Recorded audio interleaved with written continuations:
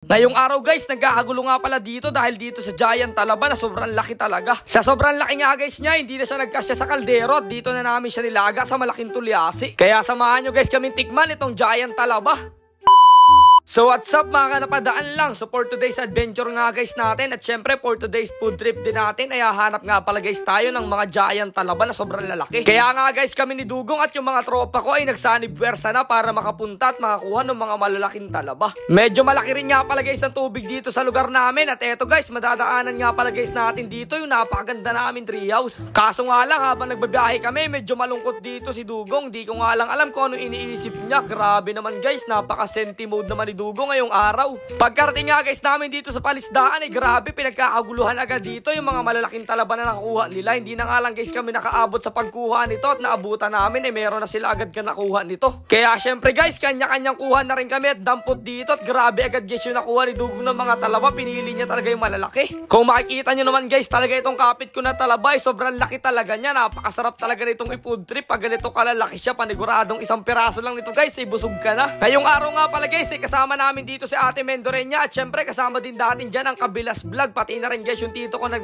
nagbablog na si Sinon Vlogs. At nandito rin nga pala guys si Kuya Omans Vlog at syempre si Kuya Shelo. Dito nga guys sa puntong to nilalagaan na nila yung mga malalaking talabang nakuha nila. At grabe guys imbis na sa kaldero natin lagain eh dito na sa tulyasi sobrang laki nila. Kaya nga pala guys natin nilaga muna to ng konti kasi napakahirap nga pala guys nitong buksan lalong lalo na pag hindi natin siya niluluto. Sa sobrang lalaki ba naman ito guys mahihirapan talaga tayo. Sa lugar nyo ba guys meron din kayo nakukuha na ganito kalalaking talaba, yung Giant Talaba na talaga? Paki-comment nga dyan sa baba. At pagtingin ko nga pala dito kay Dugong, grabe tuwan-tuwa na kaagad dyan. Alam nyo na kasi pupudripin namin napakasarap na talaba. Dito nga guys sa puntong to magluluto muna kami ni na Ate Mendorenya ng tinatawag nating sausawan, yung chili garlic guys na sobrang sarap talaga at bagay na bagay dito sa ating mga talaba. Medyo marami-rami rin nga pala guys ang lulutuin natin ngayon chili garlic kasi kitang-kita nyo naman guys na madami din yung mga talaba natin at napakalalaki pa nila. Paniguradong napakasarap guys na combination itong chili garlic tapos itong talaba natin. Talagang food trip tayo dito at sasamahan pa natin ng masarap na bahaw. At maraming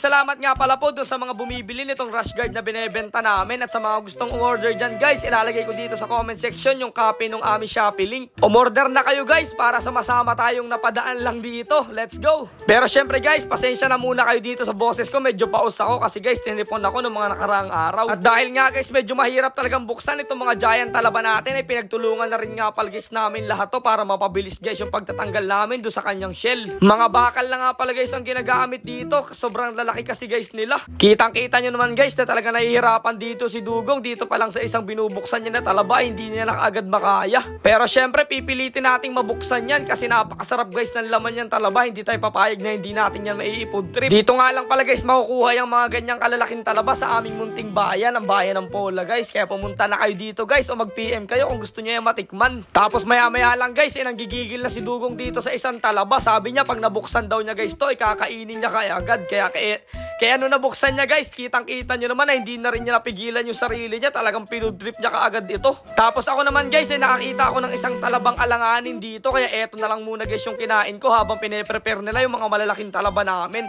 At grabe guys, nilagyan kong chili garlic yan at sobrang solid talaga guys nung lasa niyan. Sobrang napakalinamnam talaga guys ng talaba lalo na pag fresh. Kaso nga lang guys, biglaan nga pala kaming uuwi kaagad dito kasi meron kaming biglaang lakad din na napakahalaga talaga na hindi namin pwedeng palampasin. Kaya medyo guys nalungkot si Dugo kasi sabi niya hindi daw namin makakasabay pumood trip doon sa mga ibang vlogger na kasama namin. Pero sabi ko sa kanya okay lang naman yan, marami pa naman next time. Itong lakad guys namin ngayong araw ay sobrang halaga talaga kaya pinili muna namin to kaysa sa food trip. Kaya hanggang dito na lang muna guys, kita-kits na lang ulit tayo bukas. Salamat sa panonood guys.